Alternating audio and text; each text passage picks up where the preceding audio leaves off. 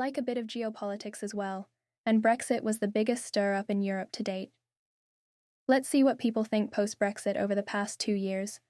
I hope you consider to like the video and subscribe. Let's get into it, and I will catch you at the back end. The Green Party is clear. We think that Brexit was a bad idea and that ultimately the UK would be better off within the EU.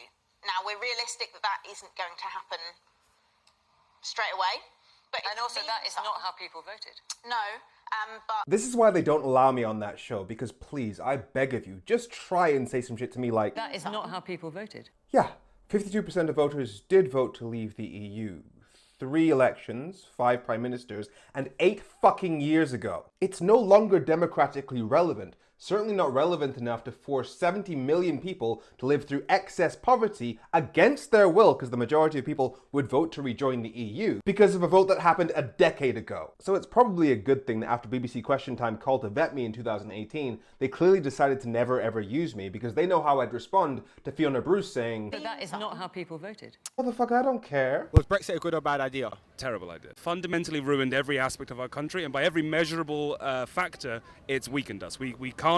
The problem is as well, with immigrants, the people that don't like immigrants, that want to get rid of immigrants, that would even be easier if we were in the EU. It's weakened everything. We can't do anything because we're not in the EU. We're not the big, powerful Britannia that we once used to be, where we were going around the world and slaughtering people. We're a little island that's off the coast of the Atlantic. We need to be in the EU to have any kind of power or any kind of say. So what did Brexit do for immigration? Well, what we did, which is absolutely extraordinary, is we ended up stopping a whole lot of young, often single Europeans coming and working here in the hospitality sector. Now we've swapped out what were younger, usually single people coming in from Europe to work in the hospitality sector and other sectors, technology sector, and we swapped that for much increased immigration from Asia and Africa. So did Brexit increase immigration and not bring back control to the borders as was famously promised? Well, that's been the result. I mean, I understand it wasn't the intention, but the result is we have higher levels of immigration and high levels of people bringing dependents into the country. Here's a thought to ponder. Without the Brexit disaster, the UK economy would be wealthy enough for the new Labour government to immediately introduce tax cuts.